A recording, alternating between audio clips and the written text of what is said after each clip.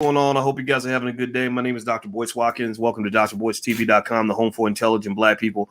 And you all may not know this. You may not know this, but there is a global food shortage that's actually happening all throughout the world. The pandemic has caused a lot of weird things to kind of happen in terms of supply chains and whatnot. And this is already happening even before the pandemic.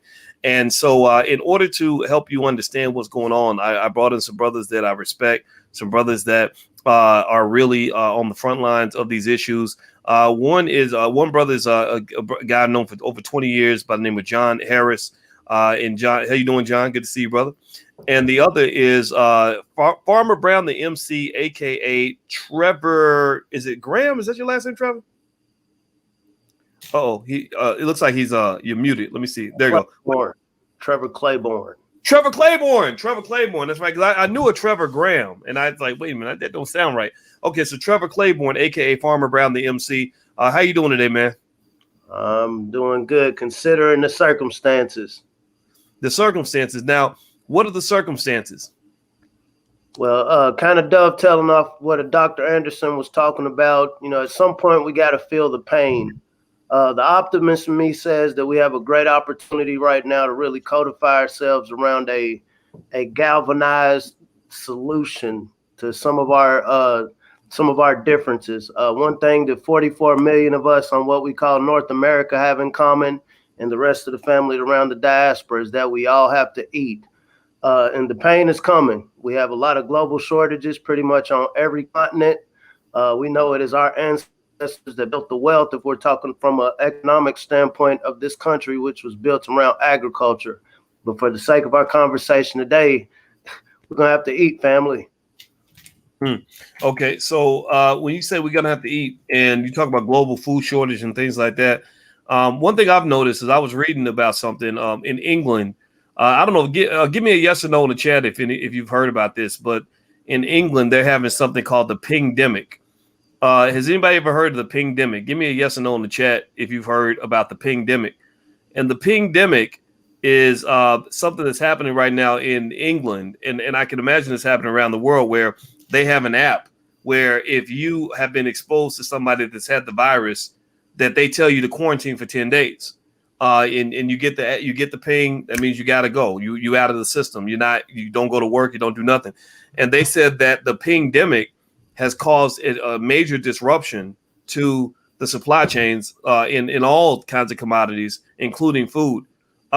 What do you all think in terms of that possibly happening? I'll start with you on this, John, and then Farmer Brown, you can hop in and add to it as much as you want.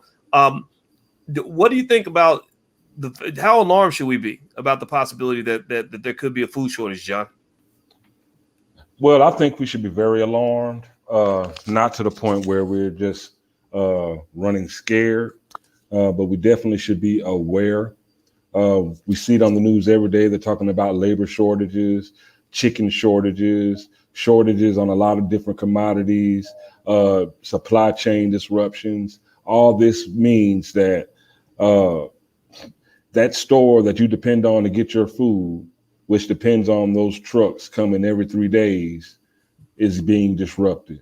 And if that's disrupted, that means that the availability of the amount of food that you have, as well as the diversity of the food that you're able to partake in, is affected, as well as hyperinflation of prices.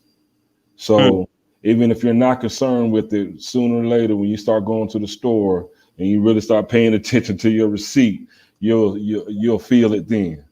So before it gets too painful, before it gets out of hand, you know, we're here at B1 Ag, we like to stay solution based. So we're like, okay, if there's not going to be a lot of food available, let's plant some, you know, and everybody needs to get back to the garden, get black to the garden, as we like to say, and reclaim our God-given right, which is to grow your own food.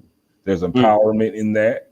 And it just, whatever thing, and it is a survival skill. That's the main thing I like to push, is that it is a survival skill. So if it's a survival skill, it's good for you. Okay, so Farmer Brown. By the way, do you want me to call you Farmer Brown or Trevor? Which one's better for you? Farmer Brown. Okay, Farmer Brown. So Farmer Brown, the MC. Do you have anything to add to that in terms of just that urgency piece? Do you think that we're kind of sleeping on this? That maybe this could be something that bites us in the butt? Because Dr. Anderson, Claude Anderson, who was on here earlier today, has spoken about that. He says that that's one of the next steps, that there could be food shortages, and it's already happening in different parts of the world.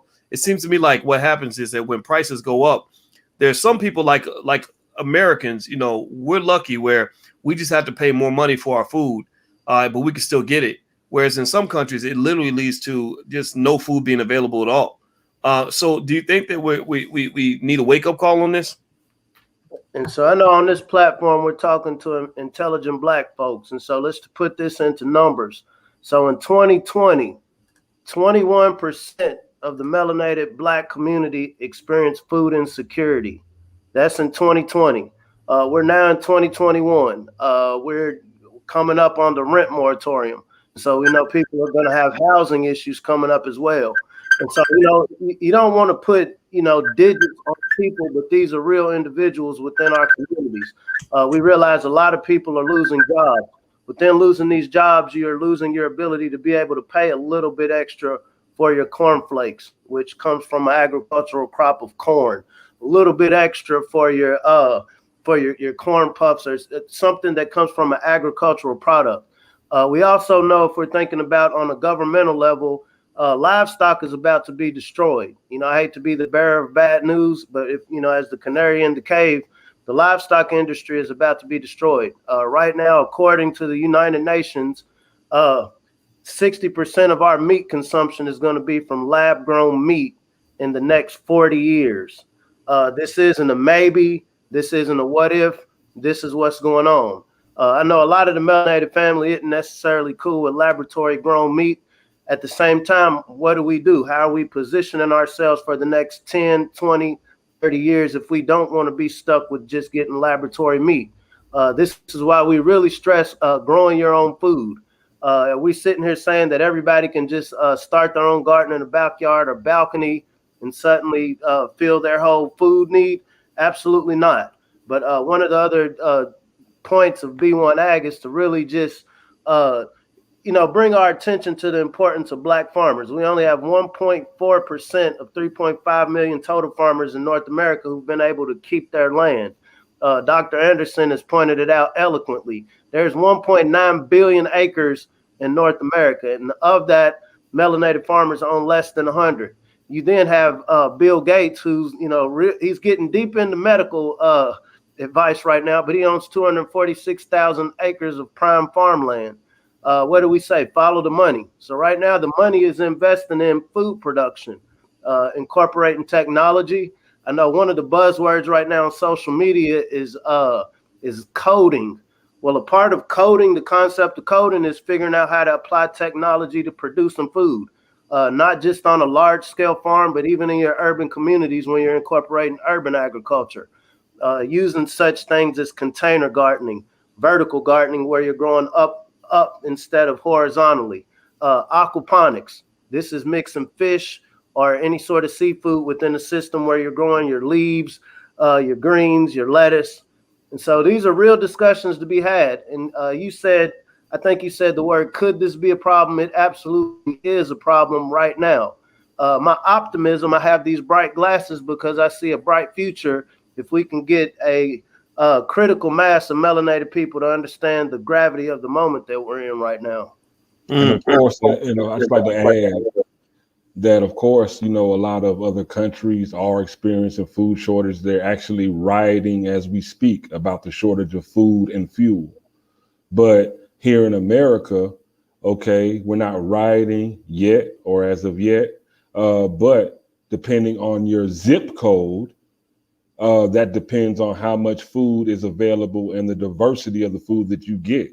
I just saw a TikTok video yesterday, where a guy was like, he went to his Walmart in his predominantly melanated community, and there were a bunch of empty shelves. So we took a drive across town, where non-melanated people live, and he was surprised at how much food was there and how all the shelves were completely stocked. And this is what a lot of our a lot of people in the B1 family, they may not realize is that, there is discriminatory and non-equitable practices in agriculture and the way you receive your food too. And we're looking at just the story the other day with Taco Bell. They're experiencing shortages. It's here. It's just that it's not as intense yet, but it's here.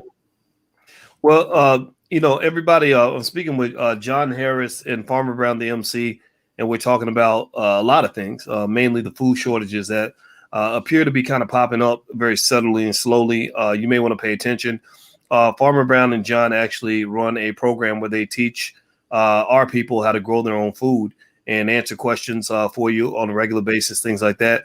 If you'd like to take a look, the first month is free. It's healthyblackfood.com. That's the URL on the screen, healthyblackfood.com. And hit the thumbs up button. Everybody take a second, please hit the thumbs up button and share the video because this is something we got to get the word out on. Now, I didn't know about Taco Bell. Now, I'm looking here on CNN, and I'm going to share my screen so everybody can see it. Hopefully, CNN won't do. A lot of times they like to turn on video without permission, but let me see here. I'm going to share this with you all because everybody needs to see this. This is not the kind of thing that we talk about, but this is happening. So here on CNN, it says that the title is Taco Bell's facing a food shortage. It says Taco Bell's warning that some customers' favorite items might not be available.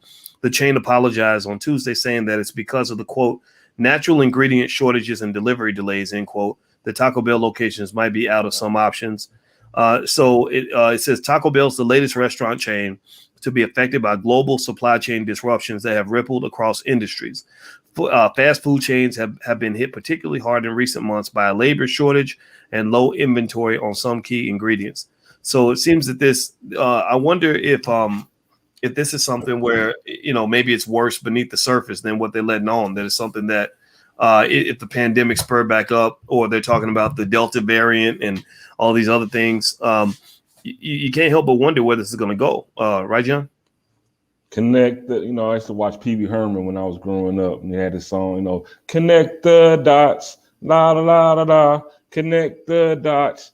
It's not hard to tell, going to Nas. It ain't hard to tell what's going on. And we need to have our third eyes open, understand what's going on, and act accordingly. And that's all we here at B1 Ag we're trying to push. At B1 Ag, we advocate agriculture. We're trying to get our people more aware of what's going on with our food, because our food system is being drastically changed and challenged at the moment. So just to from anybody from the hood or from the country, you always heard, if you stay ready, you don't have to get ready. So let's go ahead and get these seeds in the ground, at least have a working knowledge of how to grow our own food. So if it does ever hit the fan, we can just feel the breeze without the smell. I tell you, it's one of those things where I remember when I was in Syracuse, you talk about just food shortages and food deserts and all that stuff. I remember in Syracuse trying to get a grocery store in a black-owned, like a black neighborhood. I'm not gonna say black-owned neighborhood. It was a black neighborhood, but it wasn't black-owned. Y'all know what it is. And it was hard as hell. Like, it was so hard. I just thought, if you got people there that got money that are paying customers, which they did, they clearly had the money to buy groceries because they were buying from, the corner stores and all that. I thought it would be a no-brainer that somebody would be happy to come in there and, help them get the groceries to the neighborhood, because the food desert was bad, because a lot of the food they were eating was not healthy food because they didn't have a grocery store nearby. It was really difficult to get anybody to set up a grocery store in the hood. Trevor, aka Farmer Brown, what do you think about that? I mean, why was it so hard? I was really surprised by that. Food fraud is a $55 billion a year business. Food fraud. What is food fraud? As my grandfather would say, keep it simple, stupid. I'm selling you fake food. The Minister of Wellness was talking about Subway's tuna ain't what we think it is. When we think about the food that goes to many of our communities around the nation, it's not what we think we're buying. Why is that? Because other communities, the more well-to-do communities, I want the real hamburger. You know, I'm not going to settle for this wildebeest processed this hamburger. When we look at it on a more global scale right now, especially for the farmers, China is one of the major purchasers of U.S. agricultural goods. In many parts of Asia, not just China, are experiencing food shortages and food security issues as well. And so not only is the melanated family dealing with the issues that we have here concerning food security, access to food, okay, we're now competing with people around the world that practice community economics. They realize that, hey, we might have a issue with the food that we're consuming. And so we're going to codify ourselves. We're going to put our money together. We're going to make sure we buy out whatever's left in North America. 60%, for example, for those that still eat pork, 60% of our pork goes overseas. 90% of the seafood, I don't know if you like shrimp and catfish and other fish, 90% of our seafood comes from over there. Our food system is so intertwined. It's like, you know, you don't really want to put your personal opinion on it, more so than understanding the dynamics of how dependent of a group we are on other people's political decisions around what we're eating. And I'm taking a long way around of answering your question about the corner stores. So right now, when some of your well-to-do communities are kind of looking side-eyed like, okay, are we going to be able to eat in the next 2 or 3 years? I guarantee you the melanated communities are the last on their list. I think it'll be easier for me to just, you know, get you good and experimentally, medically taken care of than to give you real food. I don't see any grow that thing up campaigns going on right now when it comes to the melanated family and eating. You said grow that thing up. And just let me add too. You know, I used to live in Detroit. You know, shout out to the good people of Detroit. I found it very unnerving that for the people in Flint, for them to go to a grocery store to get fresh food, they had to go to Plymouth, Michigan. They had to leave their city limits to go to get in because there's no grocery stores in Flint. Yeah, they have to go to Plymouth. You see what I'm saying? That's how gentrification negatively affects us with the food system. That's how food deserts are. You have to expend more money, time, effort, energy just to get something to eat. And at this point in time, with the mega droughts going on the West Coast, that food that we've gotten so accustomed to getting from them every year, year after year, same thing with the world, the same food that the West Coast has produced for the entire planet year after year after year, that's not going to be here in the next couple of months. It's going to be in smaller amounts. So we have to get ready for there being more shortages. It's just it's like the perfect storm of climatic weather change, you know, and we have to and the supply chain disruptions and all this political stuff going on, the pandemic and the Delta, Lambda, Gamma, whatever variant is coming down the pipeline. You know, we have to be ready. Everybody, I'm talking to John Harris and Farmer Brown, the MC. We're talking about growing your own food shortages, how to be ready for that. And also starting on the 29th, if you want to ask these brothers questions about how to grow your own food, you can go to healthyblackfood.com. The first month is free. They get started on the 29th of this month. We can get direct access. If you don't know what to do to grow your own food, these brothers can help you. Everybody, please hit the thumbs up button, share, subscribe button if you haven't done it yet. So I'm going to ask really one last question because I want you guys to get the last word in this conversation. How do you what do you think it is that's stopping us? If I'm a person that just says, look, I want to start growing food, I want to be ready. Like, I don't know how many of y'all in the chat really, you know, when you're hearing this, how many of y'all believe that there could be a food shortage and really want to be prepared? Put a yes in the chat if you want to be ready, right? I think we should go to the altar because I will confess that some of us, myself included, might not know exactly what to do. You know, my wife knows a little bit. My wife is, I told you, Farmer Brown, my wife actually told me, I didn't even know she knew of you, but she told me that you actually showed her how to grow potatoes. And when I told her we were working together, and she was real surprised by that. But I would like to be ready, right? Because anything can happen. There could be somebody could drop a nuclear bomb, you know, in a city and shut down everything, right? Solar flare. You never know. What would be my first step that I would take to begin that process of having my own, food security in my own family? Literally and metaphorically speaking. So, there's no simple answer, but the simplest answer is it starts with the seed, seed of thought and the seed in the ground. I hate to keep parroting Dr. Anderson, but I mean, I could almost replay your whole conversation earlier. It starts with community. You first got to identify that there's a common issue past, our linguistics. We may be different shades of brown from different parts of the diaspora. You may ascribe to this religion versus that religion. You may call the Most High this, but the thing is, we all eat.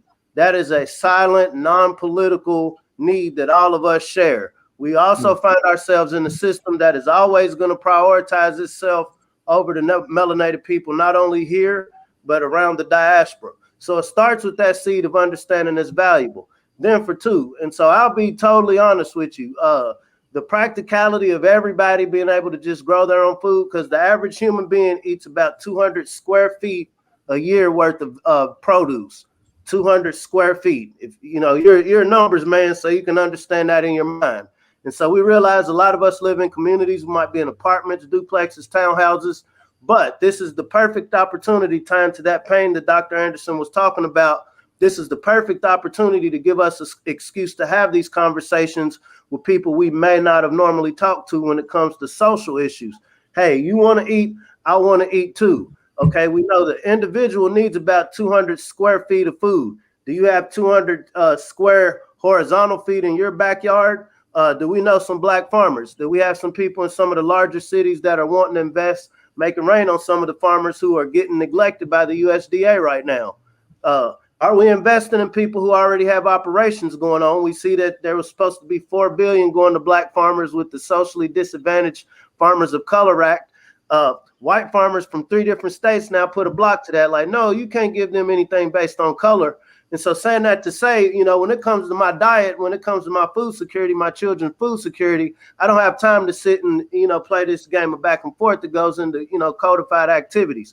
And so saying that to say, as an individual, and this is why healthy Black food is important, know what the process is to start a plant, to start a seed. Like you said with your wife, she understands how to grow the potato. So understanding that's going to naturally open the brain to understanding how to produce other things. We know plants need light, water. They need care, just like a baby. No different than a child. You want to make sure it's fed. Plants eat nutrients. They need space to grow. And so you're not going to have a whole bunch of plants crammed together. And so, like little kids, they want to throw seeds all in one pot, and then they wonder why they don't grow, because they're competing, just like people. So saying that to say, upon learning, like I said, at healthyblackfood.com, the basic concepts of soil preparation, access to sun, spacing, then you get a better idea of when you're looking for farmers maybe to invest in.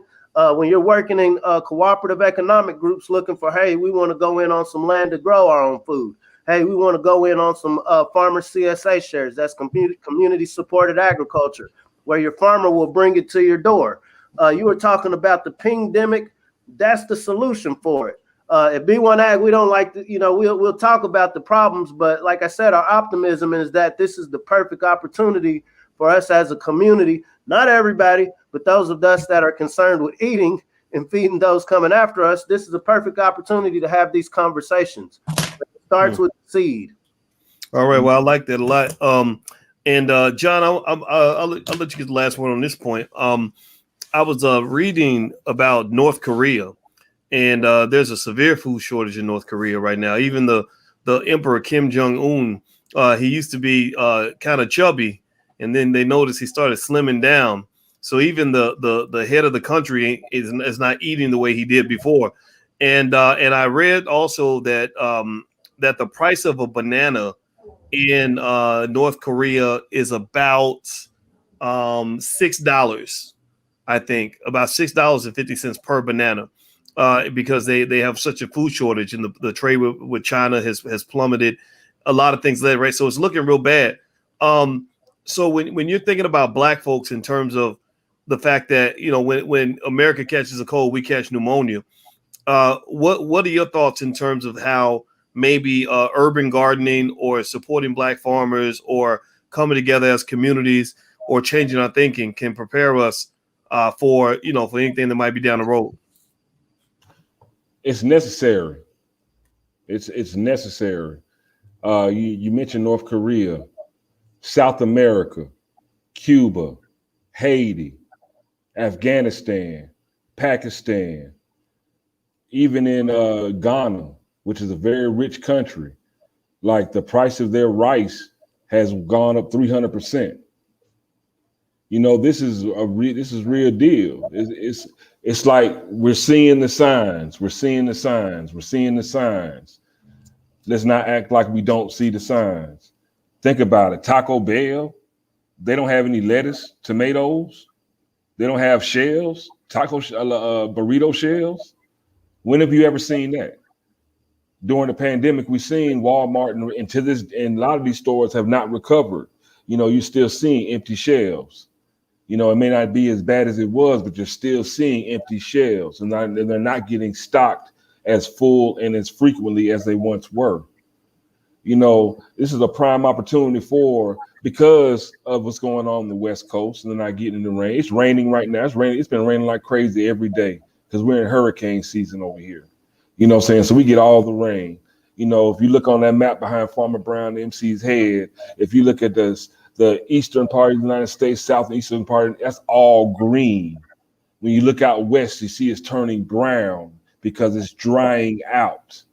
So knowing that, I don't understand why the USDA would slow down this debt relief for these black farmers who are primarily in the southeastern part of the United States, the greenest part of the country, because when you deny them their debt relief, you're slowing down the operation, and that's less food. But that's also that's kind of how white supremacy works, doesn't it? It's counterintuitive when you come from a white supremacist or an oppressive mind state, because when you are oppressing those farmers, especially in the most fertile part of the country, that's less food is able to be available for everybody. So cities like Detroit, Chicago, Cleveland, Atlanta, these primarily urban centers, it's time to start growing on these rooftops. It's time to start growing in buildings. It's time for us to make more high tunnels and greenhouses, because where we're at, and like I said, on the eastern United States, southeast, we're not in a drought. Our grounds are primed and ready for growing, and we got to get to growing. So get to growing. That's the message for today. And I want everybody to know that these brothers do a lot of content on the Black Boss channel, where black men control the conversation. So if you're interested in hearing what brothers are saying, go subscribe to the blackbosschannel.com. We got not just these brothers, but also the Nathaniel Jordan, the Minister of Wellness, Dr. Adrian Carter, a relationship expert. You got Jeff Lightsey Jr., who is the little Stephen A. Smith. He's a sports guy, and financial guys, Tony Lindsay, things like that. So if that's of interest to you, feel free to go to the blackbosschannel.com. We believe black men should be bosses, and that's what it's all about. So I want to say thanks to the brothers for coming in and preparing us for the future. And I want everybody to also know that if you want to talk to them directly and ask them any questions that you may have about growing your own food, things like that, you can go to healthyblackfood.com. They partner with us in the Black Business School because our goal in the Black Business School is to give you an opportunity to connect with experts in any area that will improve black quality of life. So that means that we are looking for all the things that ail black folks and finding solutions. We're not just here to complain and talk about how oppressed we are. We're here to solve their problem. So, and remember this, if you stay ready, you ain't got to get ready.